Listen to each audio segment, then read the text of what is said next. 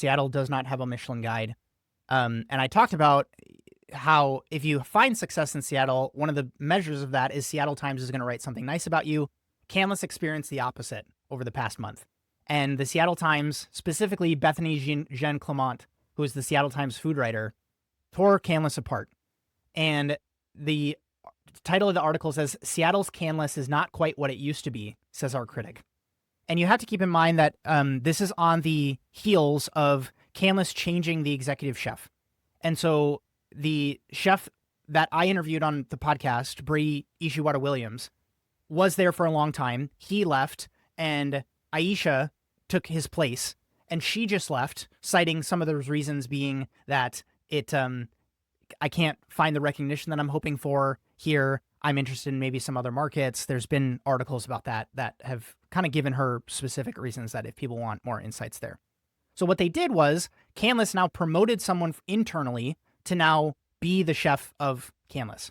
And I want to read a couple of the pieces of feedback that the food writer shared, which, again, mirrored some of my experiences when my wife and I went right after our first son was born. So this was like a year and a half-ish ago. We went to Canlis for the first time. We've lived in Seattle for a really long time and never made it to Canlis. And there's a lot of stuff that I would certainly agree with in this review. So it talks about some of how Canlis navigated COVID.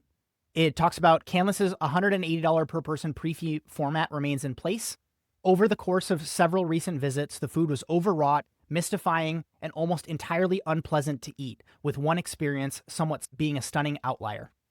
And then she goes into, again, talking about specifics, which I'm a really, really big fan of seeing critics do, not just saying, well, the experience was kind of underwhelming, or, like all of that leaves up to the imagination, the fact that the person has really high expectations going into this meal, or you were trying to compare it to something else, as opposed to evaluating it for what it was when you went to go experience it.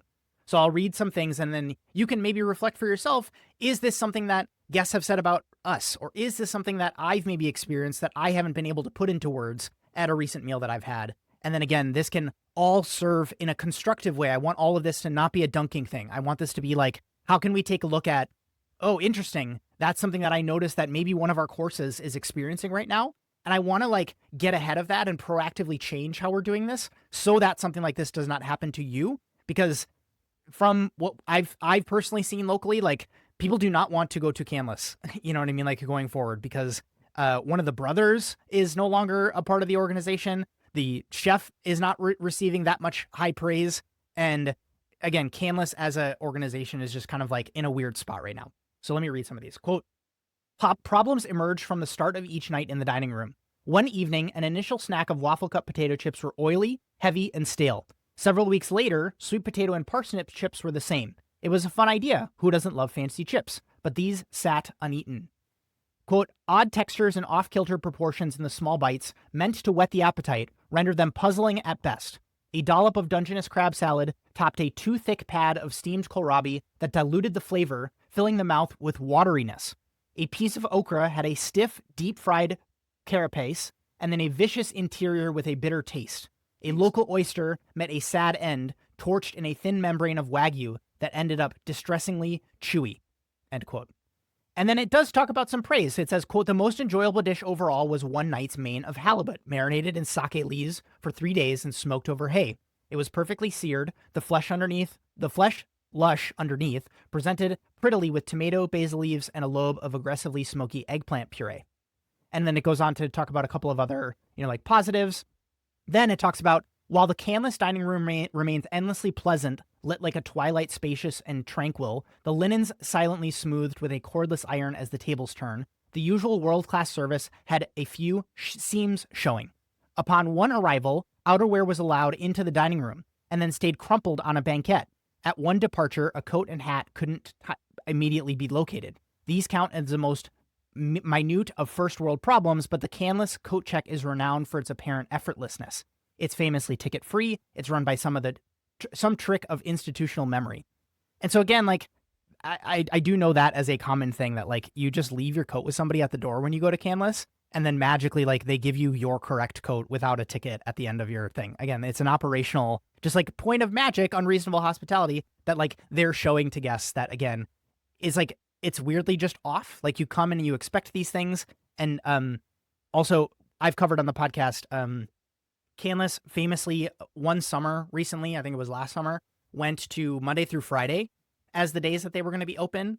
They had like parties during COVID in the main lawn in front of the restaurant that they were doing.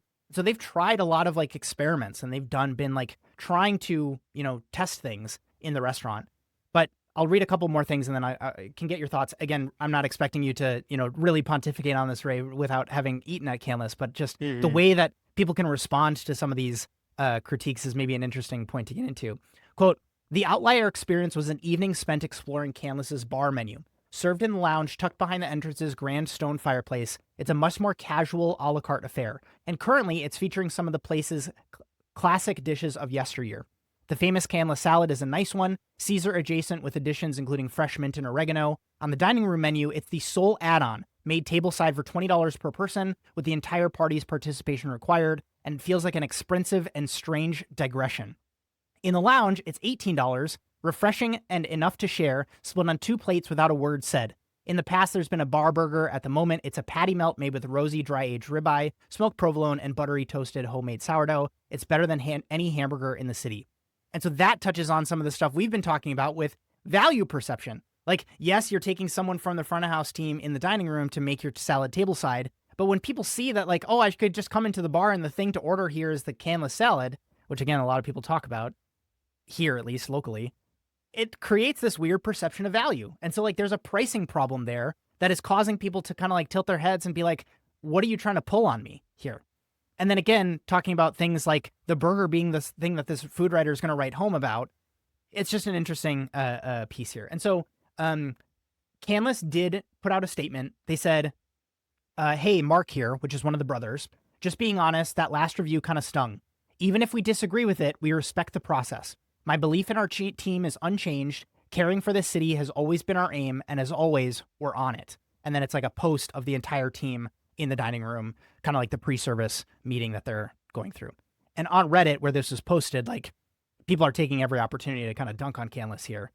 But I just think it's fascinating to kind of see a place that has been in such good standing ever since I've lived here just really get the local publication turned on them. And then to see how this is all going to kind of like play out in a way that there's so many other factors with the chef leaving and then somebody internal getting promoted. And again, like that's a horrible situation. Like talking about like the Alinea problem going from, the chef de cuisine maybe maintained or maybe recently changed, having a 3-star restaurant, and you're the person who causes the restaurant to experience this negative piece of press. It's just, there's a lot going on here. I don't know. Ray, do you have thoughts on this? It's just something that I wanted to cover for people. I never eaten Canlis. I'm not familiar with Seattle cuisine. I'll say that reading the review, and this could be totally off. How the review read reminded me how I felt when I went to Fire by Alinea, where like it was a cool concept. The dishes were on paper all seemed like they should work, and like we just kind of left it where we didn't eat a lot of bites of a lot of things, and it just seemed off. Like it was like the techniques were off on each dish. It was like nothing was hitting at 100%. Everything was kind of like 70%. So that's how I kind of felt reading the review. Again, never eaten there, but yeah, it is interesting to see, and it's always interesting. I think people like this. What people want are changing, and I think sometimes restaurants are bad. If like you have a change, you might rely on things that got you there, where you really should be relying on items that are maybe got to push you forward. So there's one Reddit comment that, again, I don't have any insights to, but it is a bringing it down to the dirt thing of what I covered on the rant on Michelin kitchens being an important place and crucible to kind of get your standards checked and to upskill yourself and to see what's possible on the level of execution that you're operating under. This person said, probably a screw up promoting Huffman from within as head chef. And again, I don't know who this chef is. I've never had their food.